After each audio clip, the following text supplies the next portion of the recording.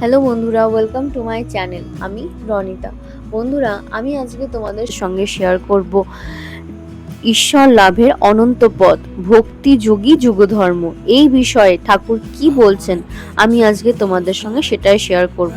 তার আগে ঠাকুর নরেন্দ্রকে খুব সুন্দর শিক্ষা দিচ্ছে, তো আমি এই দুটো কনসেপ্টই তোমাদের সঙ্গে একসঙ্গে শেয়ার করব। তো আগে আমরা চলো শুনে নিই যে ঠাকুর নরেন্দ্রকে ঈশ্বর অমৃতের সাগর এই বিষয়ে কি বলছেন, এবং তারপরে ঈশ্বর লাভের অনন্ত পথ, ভক্তিযোগী যুগধর্ম এই বিষয়ে কি বলছে তোমাদের সঙ্গে শেয়ার করব। তো চলো দেরি না করে ভিডিও শুরু করে ফেলি। আমি নরেন্দ্রকে বলেছিলাম, ঈশ্বর রসের সমুদ্র, তুই এ সমুদ্রে ডুব দিবি কিনা বল। আচ্ছা, মনে কর খুলিতে এক খুলি রস রয়েছে, আর তুই মাছি হয়েছিস, কোথা বসে রস খাবি বল। নরেন্দ্র বললে, আমি খুলির আড়ায় বসে মুখ বাড়িয়ে খাবো, কেননা বেশি দূরে গেলে ডুবে যাব। তখন আমি বললুম, বাবা, এ সচ্চিদানন্দ সাগর, এতে মরণের ভয় নাই। এ সাগর অমৃতের সাগর। যারা অজ্ঞান তারাই বলে যে ভক্তি প্রেমের বাড়াবাড়ি করতে নাই, ঈশ্বর প্রেমের কি বাড়াবাড়ি আছে। তাই তোমায় বলি, সচ্চিদানন্দ সাগরে মগ্ন হও, ঈশ্বর লাভ হলে ভাবো নাকি। তখন আদেশ হবে, লোকশিক্ষাও হবে। এবার আমি তোমাদের সঙ্গে শেয়ার করব ভক্তিযোগী যুগধর্ম। শ্রী রামকৃষ্ণ বলছে, দেখো, অমৃত সাগরে যাবার অনন্ত পথ, যে কোনো প্রকারেই হোক এর সাগরে পড়তে পারলেই হলো। মনে করো অমৃতের একটি কুণ্ড আছে, কোনো রকমে এই অমৃত একটু মুখে পড়লেই অমর হবে। তা তুমি নিজে ঝাঁপ দিয়েই পড়ো, বা সিঁড়িতে আস্তে আস্তে নেমে একটু খাও, বা কেউ তোমায় ধাক্কা মেরে ফেলেই দিক, একই ফল। একটু অমৃতের আস্বাদন করলেই অমন হবে। অনন্ত পথ, তার মধ্যে জ্ঞান, কর্ম, ভক্তি, যে পথ দিয়ে যাও আন্তরিক হলে ঈশ্বরকে পাবে। মোটামুটি যোগ তিন প্রকার: জ্ঞান যোগ, কর্মযোগ আর ভক্তি যোগ। এক, জ্ঞান যোগ।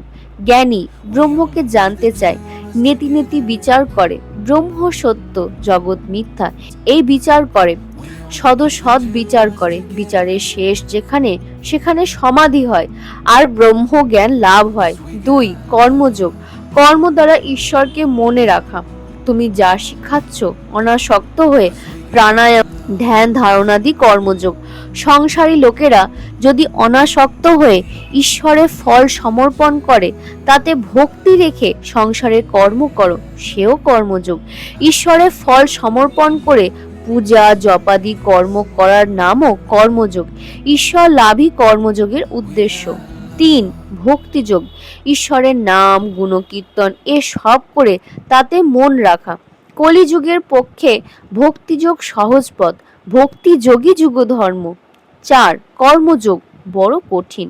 প্রথমত আগেই বলেছি, সময় কই। শাস্ত্রে যেসব কর্ম করতে বলেছে তার সময় কই। কলিতে আয়ু কম, তারপর অনাসক্ত হয়ে ফল কামনা না করে কর্ম করা ভারী কঠিন। ঈশ্বর লাভ না করলে ঠিক অনাসক্ত হওয়া যায় না। তুমি হয়তো জানো না, কিন্তু কোথা থেকে আসক্তি এসে পড়ে। জ্ঞান যোগও এ যুগে ভারী কঠিন। জীবের একে অন্নগত প্রাণ, তাতে আয়ু কম, আবার দেহ বুদ্ধি কোনো মতে যায় না।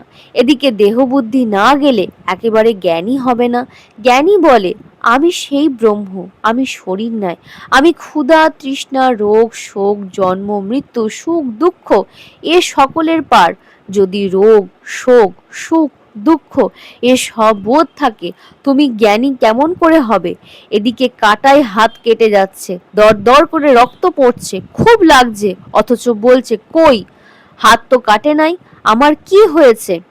তাই এ যুগের পক্ষে ভক্তিযোগ এত অন্যান্য পথের চেয়ে সহজে ঈশ্বরের কাছে যাওয়া যায়। জ্ঞানযোগ বা কর্মযোগ আর অন্যান্য পথ দিয়েও ঈশ্বরের কাছে যাওয়া যেতে পারে, কিন্তু এসব ভারী কঠিন। ভক্তিযোগ যুগধর্ম, তার এ মানে নয় যে ভক্ত এক জায়গায় যাবে, জ্ঞানী বা কর্মী আর এক জায়গায় যাবে।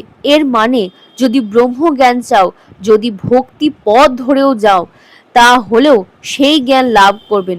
ভক্ত বৎসল মনে করলেই ব্রহ্ম জ্ঞান দিতে পারে। ভিডিওটা কেমন লাগলো আমাকে অবশ্যই জানাবে। আর যদি তোমাদের আমার ভিডিও ভালো লেগে থাকে তাহলে অবশ্যই আমার চ্যানেল সাবস্ক্রাইব করবে, লাইক, শেয়ার আর কমেন্ট করতে ভুলবে না। আজকে এই পর্যন্তই, দেখা হচ্ছে নেক্সট ভিডিওতে।